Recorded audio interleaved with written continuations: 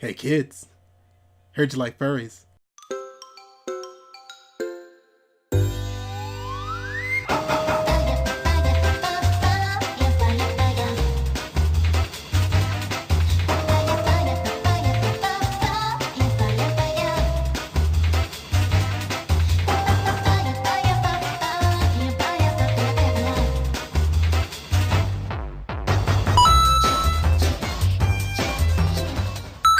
Hey guys, up? This is Dave from ConMenRDW here, and I just want to first off apologize. I just want to start with a heartfelt apology first. Can we change the mood? Can we change the mood, please? Thank you. I know that so many of my fans, so many of my subscribers have wanted me to make this video. I went to a furry convention in December. In December, mind you. That's about 4 or 5 months away. And I never posted the video, and I was very excited that I went to this event, but I never got around to posting the video for reasons that are all I'll take the L for. But now I'm ready to finally show everybody what I saw and talk about my time at Midwest Furfest. So without further ado, let's get to it.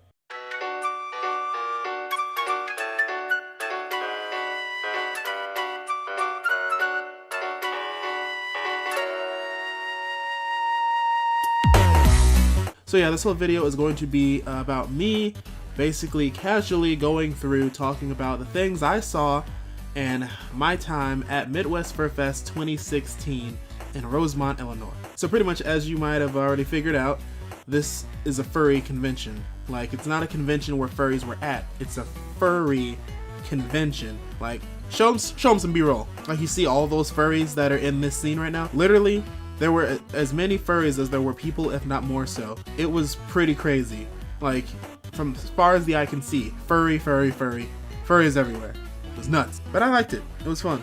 I have some friends that went with me throughout these days, and like, they were a little weirded out by the amount of furries in the area, but I thought it was kind of cool, actually. I think of furries as just mascot costumes, really. Like, you think of a character, you make it into a costume, now you're just that character. I think it's basically just cosplaying, only it's more of a grander scale. So Midwest Furfest takes place in the Hyatt Regency O'Hare Hotel. So for those of you who frequent Anime Central, Anime Midwest, any of those conventions that are around this area, Wizard World maybe, this convention takes place in that Hyatt Regency, the main hub Hyatt Regency. But the difference in vibe from this convention compared to other ones I've been to is kind of drastic. Like, it doesn't feel the same for some reason. Maybe it's because there's this aura that furries give off, where it's kind of relaxed, but it's also a little bit more, it's different. It's a different feeling altogether, just being at a furry convention and you're not a furry, like a person in a suit, just being a standby person, just a standbyer. And my first time being there, it felt really different from any other convention I've ever been to. Let's talk about the dealer hall really quick.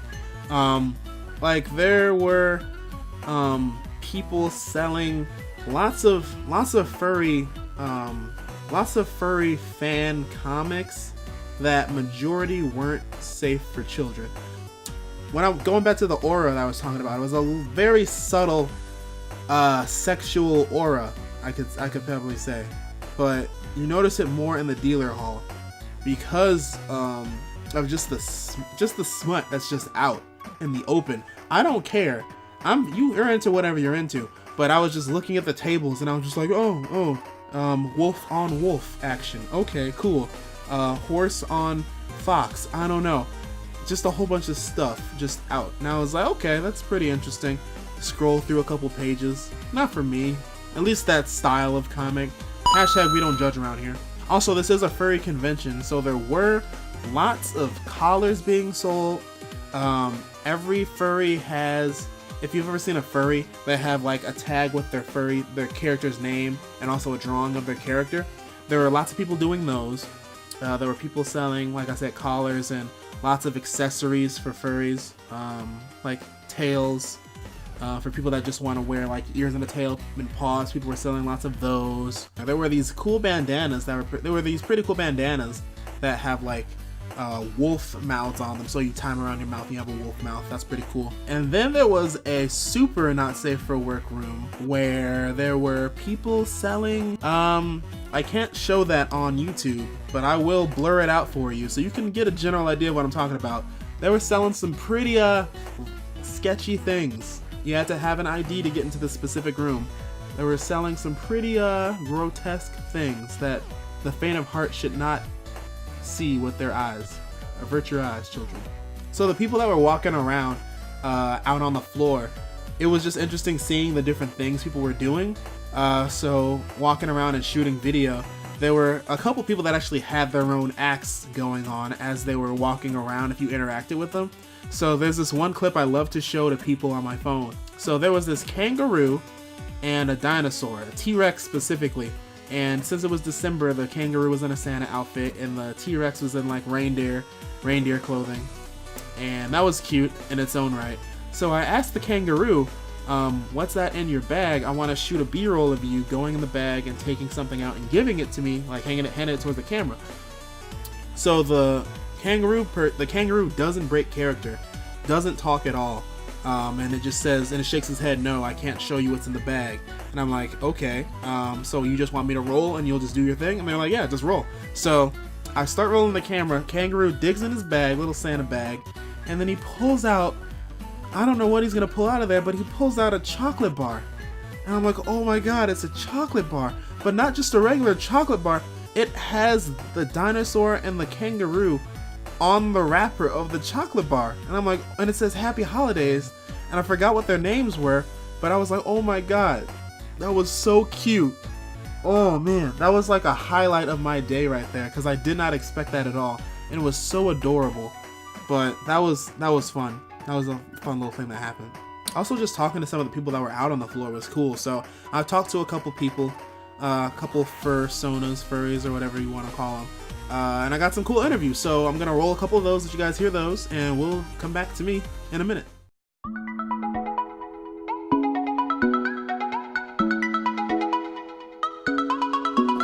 Hi, my name is Athena.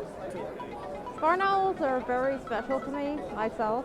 And I'm absolutely in love with the maker's avians. So I figured, why not go ahead and just get one? I'm not really sure. This isn't my actual persona.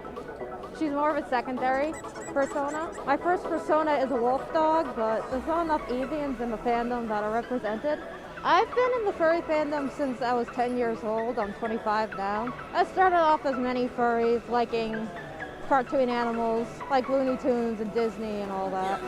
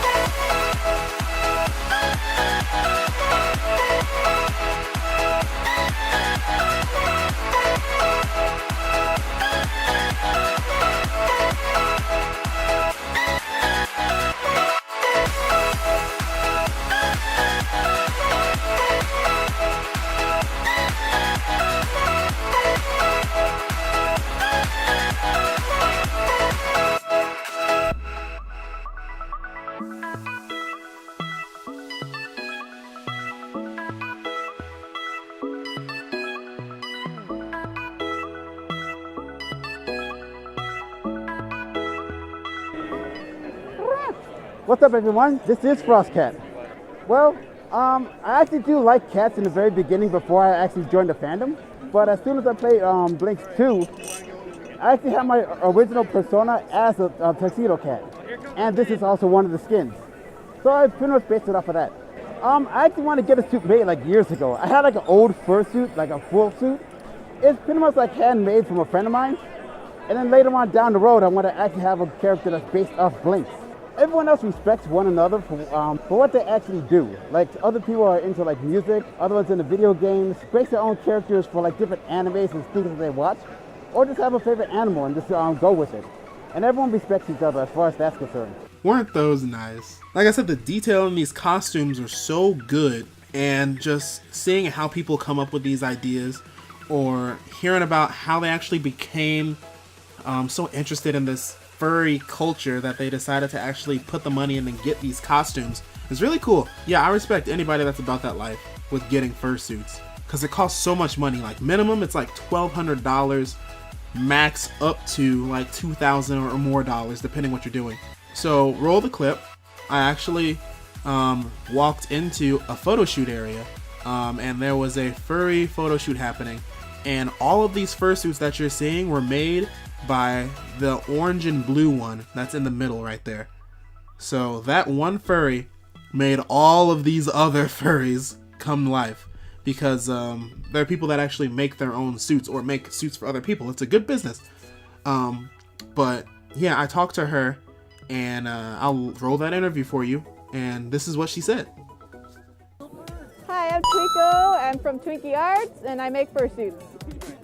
It takes about a month to make each. I make 2 to 3 a month. What happens is that I have a website. When I open for commissions, there's a form for them to fill out. So whatever features they want on their suit is on there, and they just have to, add it on there. For concept art, either they have a concept art to begin with, or I can make one for them.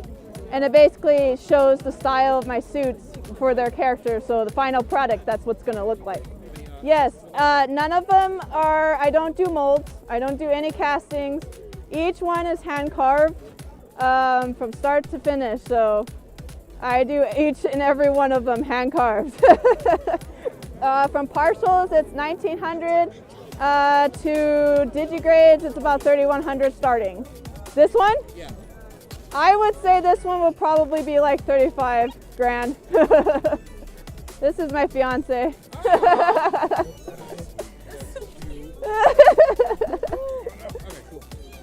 I freaking love it. It's great. I fit in very well with it as an artist. I mean, I've been an artist all my life, so this is something that's great to get away from real life for a while, and it shows some great artists. I mean, this community is filled with artists, and each and every one is very unique. And that's the one thing I like about it. It's amazing. Like every single one of these suits, I get so excited to see it alive. I mean, even the client themselves are just like in awe. But yeah, it's pretty cool to have this type of job as, we're a full-time job to make and create people's characters. Oh yes, it's twinkiearts.net. Is there anywhere else like people can see your work? We are on Twitter. It's at Twinkie Arts, and YouTube, Twinkie Arts. So being a furry is weird because you have this default misconception about you, because of course every fandom has those people that ruin it for everyone else. Furries, you hear those people that are like, oh, furries like to fuck each other in their costumes, or furries are all really weird, socially awkward people. Not all of them, of course, not all of them. The people that I'm showing you in these videos, they were all really nice people, were willing to let me talk to them, let me answer a few questions that let me into the life of a furry at these conventions, and they're all really cool people. And of course there's probably a couple wild cards out there somewhere, but that doesn't mean that has to represent the whole furry fandom as a whole. So when you do see some furries out there and they're acting a little wild, like that's what furries do. They're hype. Furries are hype always by default. Like that's what I like to think about. They're like Deadpools. Deadpools are always hype. There's some bad ones that ruin it for everyone, but all Deadpools aren't weird. Or aren't so obnoxious. I don't know, you know what I'm trying to say. But at the end of the day, I enjoyed myself at Midwest Furfest. Would I go again? Maybe. I know what to expect now, so that's something that I can look forward to. I would maybe look into going to maybe other ones too. If there's any that you guys know about, be sure to comment down below, let me know about them. But as far as like a local furry convention, I wouldn't mind stopping by again. It was pretty cool. But yeah, so that's basically my video, or me talking about Midwest Furfest for the first time since I've been since December. So if you guys have any opinions about furries you want to share, comment down below. If you are a furry and you have any opinions on the furry convention or the furry lifestyle, comment down below. Or if you just hate furries, comment down below. We can talk about it. I don't know. But this was it was a fun time. I would recommend, if you want to know more about furries, just get up in there. Just dive right into the culture and see what it's all about. Because everyone can go to comic and anime conventions, but no one not everyone can go to a furry convention, let me tell you that. So, yeah guys, that is this video of Midwest Furfest 2016. I'll try to get 2017's video up within the week if it happens, but like I said, I had issues. So, yeah, thanks for watching guys, and I'll see you on the next video. Bye!